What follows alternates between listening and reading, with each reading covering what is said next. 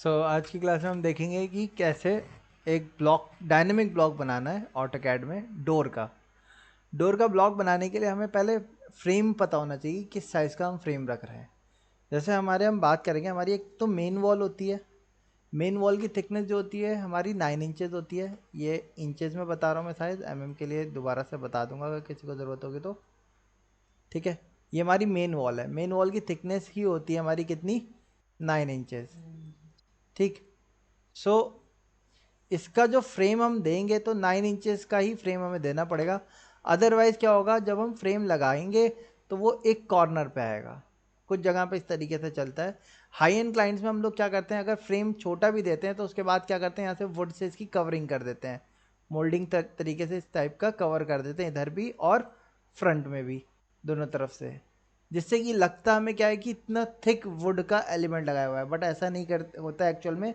यहाँ क्या करते हैं, हम बोर्ड लगाते हैं, वुड के जो प्लैंक्स आते हैं, बोर्ड आते हैं, उनको लगाते हैं, उनके ऊपर माइका लगा देते हैं, विनियर लगा देते हैं। विनियर से आपका वुड का टेक्सचर आ जाता है पूरा प्योर। तो उस तरीके का काम किया जाता है। ठीक है। बट जनरली अगर हमारा बन रहा है तो हम कोशिश क्या करेंगे, मेन डोर है, हैवी डोर होने वाला है तो उसका फ्रेम भी हैवी रखा जाए। तो उसका जो फ्रेम होता है, ये हमारा फ्रेम का साइज़ होता है स्टैंडर्ड 3 इंचेस इसकी विड्थ होती है और 9 इंचेस इसकी डेप्थ होती है। ठीक है, ये आपका कितना हो गया, 9 इंचेस, और ये आपका 3 इंचेस इसकी विड्थ हो गई फ्रेम की। ठीक है। तो अगर मान लो मुझे कहीं 3 फीट का डोर देना है तो मैं उसके लिए वॉल का जो स्पेस छोड़ूंगा वो कम से कम 3.5 फीट का छोड़ूंगा, ताकि दोनों तरफ के फ्रेम 3-3 इंची का स्पेस लेंगे। उससे 6 इंच हमारा कम हो जाएगा, 3.5 में से 6 इंच कल चला जाएगा, तब जाके मुझे 3 फीट का बीच का क्लियर पैसेज मिलेगा। अच्छा, फ्रेम जो होता है वो सिर्फ सिंपल रेक्टेंगल बॉक्स नहीं होता। फ्रेम कुछ इस टाइप से स्ट्रक्चर होता है हमारा। ये रेक्टेंगल बॉक्स होगा। तो जब कारपेंटर इसमें डोर फिट करेगा तो वो डोर फिट करने से पहले जिस कॉर्नर में डोर लगा रहा है उसके लिए ग्रूव बनाएगा। जैसे यहाँ पे इस टाइप से कट करेगा ग्रूव बना के। मैं इसको यहाँ पे इससे कट कर देता हूँ।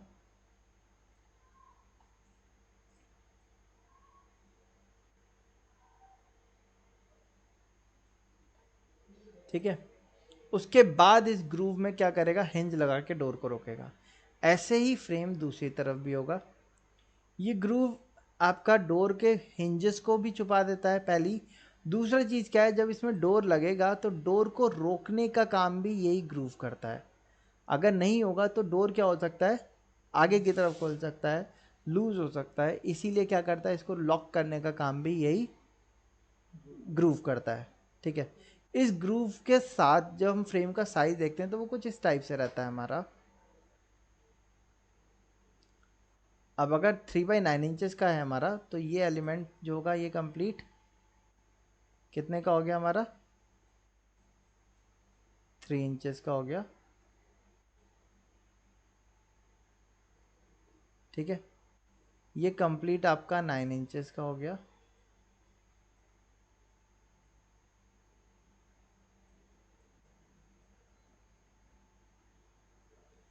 अंदर जो ग्रूव की डेप्थ जा रही है ये आपकी 1 इंचेस की हो गई, और ये जो डेप्थ है ये आपकी 1.5 इंचेस की मिनिमम हो गई। ठीक है, 1.5। ठीक है।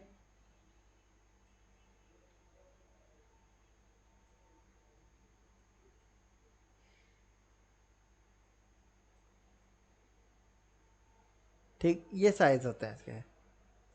अब कुछ जगहों पे डबल फ्रेम वाला एलिमेंट रखा जाता है, जैसे कि हमारे यहाँ डोर्स में ग्रूव आगे भी दे देते हैं, पीछे भी दे देते हैं, और डबल डोर कर देते हैं। एक वेंटिलेशन डोर मेटल का जो जाली के साथ लगते हैं, और एक आपका वुडन डोर कर देते हैं।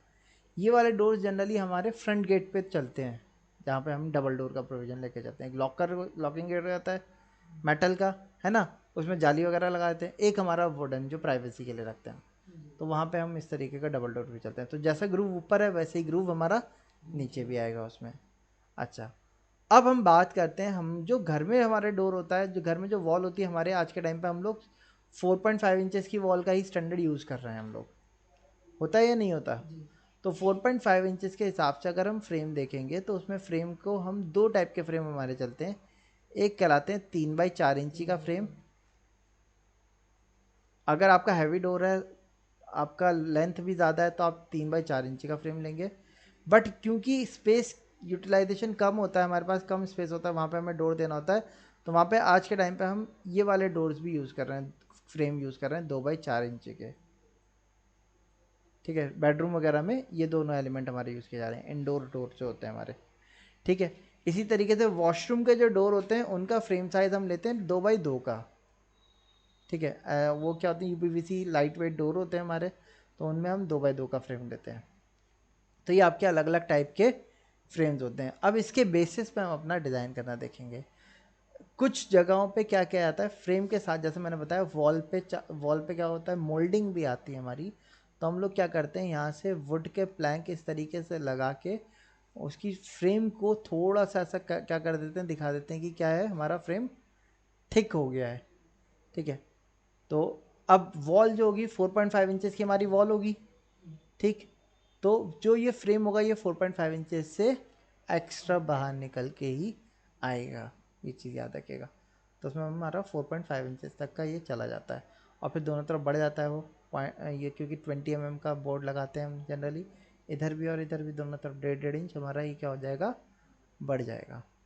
ठीक है, सॉरी 0.75 इंचेस एक तरफ से, 0.75 दूसरी तरफ से, तो टोटल आपका 1.5 बढ़ जाएगा ये। ठीक है, इस तरीके से होता है हमारा। हम अभी विदाउट मोल्डिंग वाला फ्रेम देखेंगे, जैसे कि ये वाला हमारा, इसको हम कैड में बनाने का प्रोसेस देखेंगे। तो ऑटो कैड ओपन करते हैं अब हम। यहाँ पे हमने क्या किया, रेक्टेंगल लिया, फर्स्ट पॉइंट दिया, डी एंटर किया, हमने 3x4 इंचेस का फ्रेम ले लिया, ये आ गया। अब 3 फीट का डोर दे रहा हूँ, तो मैंने क्या किया, यहाँ से एक स्ट्रेट लाइन ली, ऑर्थो को ऑन किया, 3 फीट की लाइन ले ली, आ गई। इसको मैंने एक्सप्लोड कर दिया, एक्स एंटर करके ऑफसेट पे गए, 1 इंचेस का अंदर ग्रूव दिया मैंने, और 1.5 इंचेस का मैंने इसको ऊपर से ऑफसेट कर दिया, ये ग्रूव आ गया हमारा। और इसको हमने एक्स्ट्रा एलिमेंट को क्या कर दिया, ट्रिम। अब ये जैसे शार्प कॉर्नर छूट रहे हैं, कुछ जगहों पे क्या किया जाता है, इसको फिलिट राउंड भी कर देते हैं, अच्छा दिखता है वो थोड़ा सा। सो आप चाहो तो आप वो भी कर सकते हो। फिलिट करने के लिए एफ एंटर आर एंटर, मैंने इतने पे फिलिट कर दिया, यहाँ से यहाँ तक, इधर भी, और फ्रंट पे भी फ्लिट कर दिया। अब अगर मोल्डिंग भी देनी होगी इसके साथ साथ, तो मोल्डिंग कैसे होगी, मैंने बताया था। मोल्डिंग के लिए क्या करेंगे, यहाँ से लाइन लेंगे, आपका मिडिल से जितना गैप था इसका उतना फ्लैट ले लिया हमने यहाँ पे, ये आपका 0.5 का फ्लैट लगा हुआ है। ठीक है, मोल्डिंग देनी होगी तो मोल्डिंग के लिए यहाँ से लाइन ले सकते हैं हम, एलेंटा किया, मैंने 2 इंचेस का इसका वो ले लिया, 2 से 3 इंचेस का मोल्डिंग ले सकते हैं हम, 3 इंचेस दिया, बाहर की तरफ 0.75 इंचेस आया हमें, और यहाँ से मैंने इसके लेवल पे लाके इसको ख़त्म कर दिया। उसमें जो राउंड आएगा वो यहाँ नहीं लगेगा, वो इसके आगे लगता है। आपने एफ एंटर आर एंटर, 0.5 का फ्लैट था, मैंने इस पर 0.5 का फ्लैट दे दिया, इस तरीके से ये आ गया। इस इन दोनों को हमने इस मिडिल के अबाउट मिरर कर दिया, इसको एक्सटेंड कर दिया, ट्रिम किया, फ्लैट दे दिया, ये शेप तैयार हो गया हमारा। ऐसे ही हमने इसको मिरर कर दिया मिडिल के अबाउट इधर की तरफ, ये भी शेप आ गया हमारा। यहाँ तक बताओ क्लियर है? इनको हमने ट्रिम कर दिया, ये हमारा फ्रेम हो गया। ठीक है, इस तरीके से इनर साइज इसका 4 इंचेस का, बट वॉल हमारी किसकी होती है, 4.5 इंचेस की होती है, तो हम इसके इनर एलिमेंट को 4.5 इंचेस भी रख सकते हैं, 6 इंचेस की थिकनेस टोटल इसकी हो जाएगी फिर। तो मैंने 0.5 इसको इधर बढ़ा दिया, और इधर की तरफ से भी 0.5 बढ़ा दिया। अब इसका जैसे एक कॉर्नर आ रहा है, इस कॉर्नर को भी कई बार क्या करते हैं हम, राउंड कर देते हैं, एफ एंटर आर एंटर, वही 0.5 का,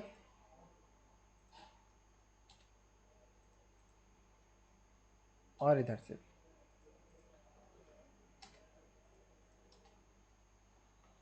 बताइए यहाँ तक क्लियर है? अच्छा, अब इसके बाद डोर बनाना है, तो डोर के लिए मैंने पहले इस लाइन को डिलीट किया, ऑफसेट किया 0.1 का यहाँ से एक गैप लिया जो हिंज के लिए आएगा, है ना, 5 mm का, 10 mm का जैसे जनरली चलता है। इतना ही गैप मैंने यहाँ से ले लिया, इतना गैप मैंने यहाँ से भी ले लिया। अब डोर के लिए हमने क्या किया, ऑफसेट किया। डोर के जो बोर्ड होता है वो 20 mm का बोर्ड होगा, यानी कि 0.75 इंचेस मैंने इसको भी ऑफसेट कर दिया।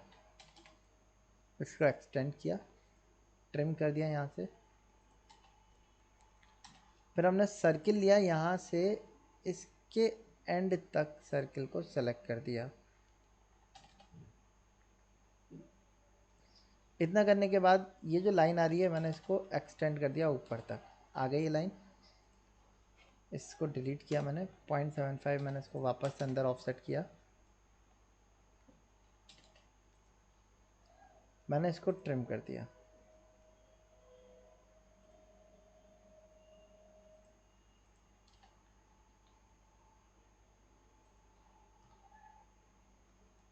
ये शेप आ गया।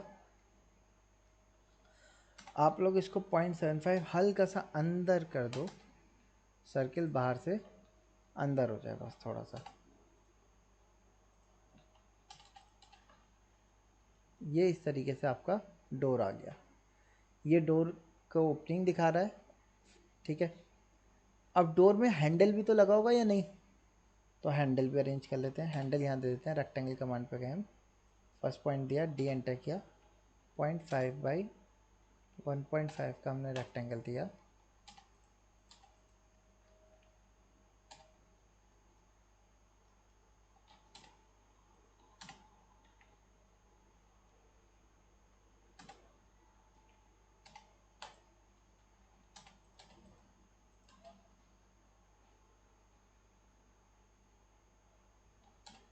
मैंने इसकी थिकनेस को कम कर दिया।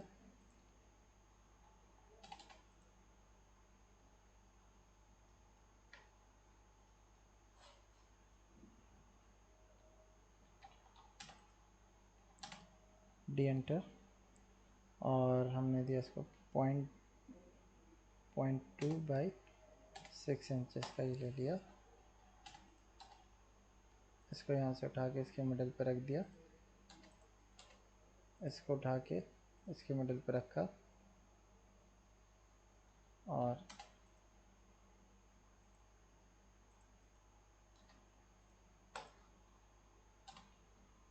ये आ गया हमारा।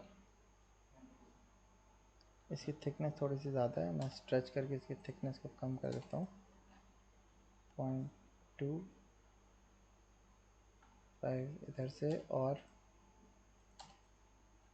0.25 इधर से हमने कर दिया।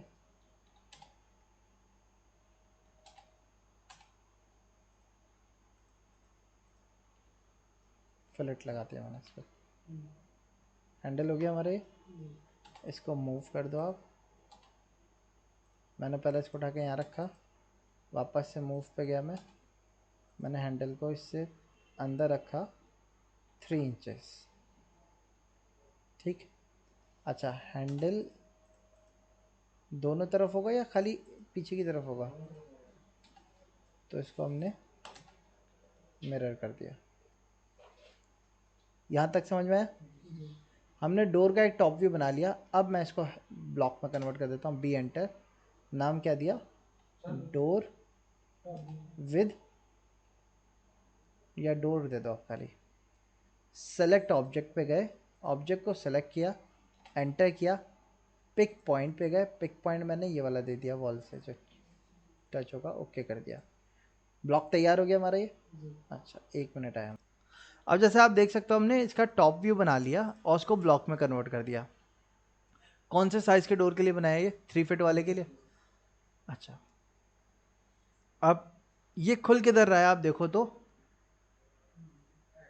लेफ्ट से राइट की तरफ खुल रहा है, वो राइट से लेफ्ट की तरफ खुल रहा है ना। मैंने तो पहले इसके ब्लॉक एडिटर में गया, ओपन किया, ये जो सर्किल आ रहा है इसको मैंने लाइन टाइप को बदला, तो मैंने LT एंटर किया, लोड पे गया और इसको हिडन लाइन कर दिया हमने, ओके कर दिया। इसको सेलेक्ट करके मैंने इसके लाइन टाइप को चेंज कर दिया किसमें, हिडन में, लेकिन दिख नहीं रहा, तो मैंने LTS एंटर करके लाइन टाइप स्केल को बढ़ा दिया। ठीक, अब तो सही है, ये खुलता हुआ दिखा रहा है, इस तरीके से खुल रहा है। अच्छा, अब ये लेफ्ट से राइट की तरफ खुल रहा है, हमें राइट से लेफ्ट की तरफ भी तो खुलना हो सकता है, वो राइट से लेफ्ट की तरफ खुल रहा है, लेफ्ट से राइट की तरफ भी तो खुलना हो सकता है डोर को। सो ऐसे के लिए हम यूज करेंगे किसका, फ्लिप। फ्लिप पे गए, फ्लिप का पॉइंट कहाँ देना है, इन दोनों के बीच में ही तो देना होगा, तो मैंने MTP एंटर किया, फर्स्ट पॉइंट यहाँ रखा इसके मिडिल पे, सेकंड पॉइंट इसके मिडिल पे रखा, इनका मिडिल पॉइंट आ गया। सेकंड, अब तीसरा पॉइंट मैंने कहाँ रख दिया, एक लाइन बन रही है, फ्लिप की पहला पॉइंट तो डिफाइन हो गया वहाँ पे, सेकंड पॉइंट वर्टिकल में रखा और इसको उठा के इधर रख दिया।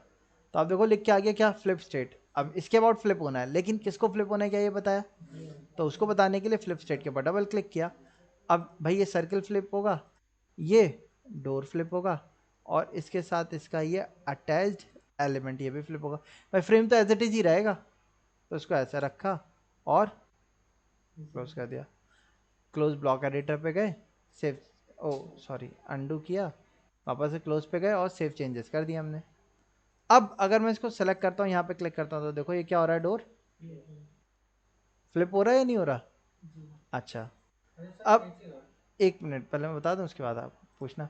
अब जैसे ये राइट साइड की तरफ फ्लिप हो रहा है, मैं चाहता हूँ भाई नीचे लेफ्ट की तरफ भी फ्लिप हो जाए, तो ऐसे के लिए वापस से ब्लॉक एडिटर पे गए, डोर को सेलेक्ट किया, डायनेमिक बन गया देखो, ओके किया। अब मैंने फ्लिप पे क्लिक किया, अब फ्लिप मैं मिडल के अबाउट कर देता हूँ, तो मैंने फर्स्ट पॉइंट यहाँ इसके मिडल पे दिया, ओ सॉरी विजिबिलिटी दे दी मैंने। फ्लिप पे गया मैं, फर्स्ट पॉइंट मैंने यहाँ दिया, सेकंड पॉइंट मैंने हॉरिजॉन्टल दिया, इसको उठा के ऊपर रख दिया, वापस से डबल क्लिक किया। अब इसमें किसको फ्लिप करना है भाई, इसमें तो पूरे को फ्लिप करना है, क्योंकि फ्रेम भी पलटेगा पूरा। तो सबको सेलेक्ट कर दिया, क्लोज ब्लॉक पे गए, सेव चेंजेस कर दिया, सेलेक्ट किया, अब देखो ठीक है ये। अच्छा, अब इसके बाद नेक्स्ट क्या करना है भाई हमें, फ्लिप तो हो गया ये। अब साइज इसका क्या है, अच्छा मैं चाहता हूँ भाई ये रोटेट भी हो जाए डोर मेरा, ठीक। तो उसके लिए ब्लॉक एडिटर पे गए, सेलेक्ट किया डोर को,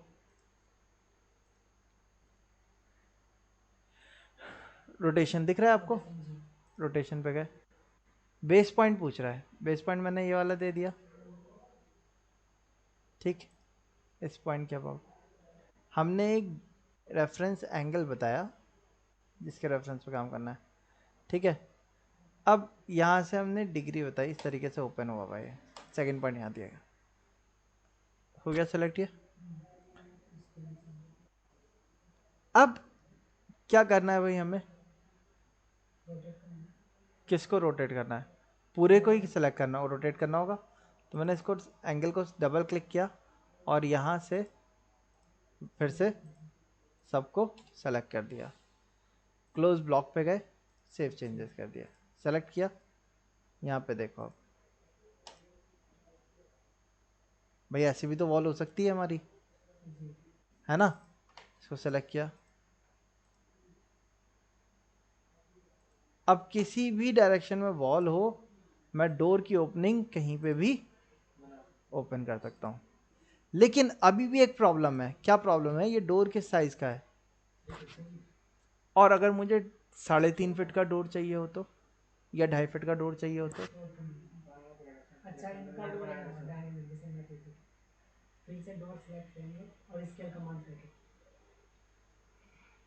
एडिटर एक बार तो बनाने पड़ेगा। हम ब्लॉक एडिटर पे गए, बी एंटर किया, डोर को सेलेक्ट किया, ओके किया। स्केल कमांड स्केल के लिए हमें क्या करना होता है, यहाँ पे पहले आप पॉइंट दे दो एक, जिसके रेस्पेक्ट में आप स्केल करना चाहते हो, ठीक है। मैंने पॉइंट दे दिया ये,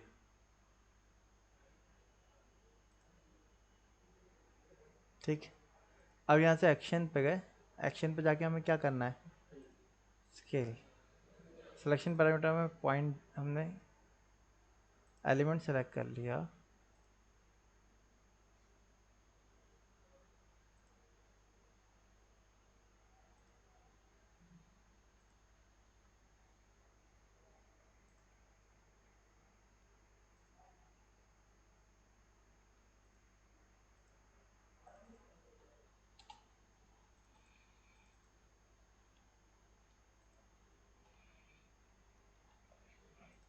इस तरीके से हम क्या कर सकते हैं, अपना इसका रोटेशन वगैरह सेट कर दिया।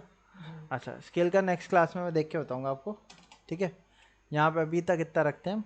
इतना करने के बाद हमने सेव चेंजेस कर दिया। अब इससे क्या है, हम अपने डोर को कहीं पे भी रोटेट करके सेटअप कर सकते हैं। अब अगर ऑर्थो ऑन होगा तो स्ट्रेट होगा काम, ठीक है।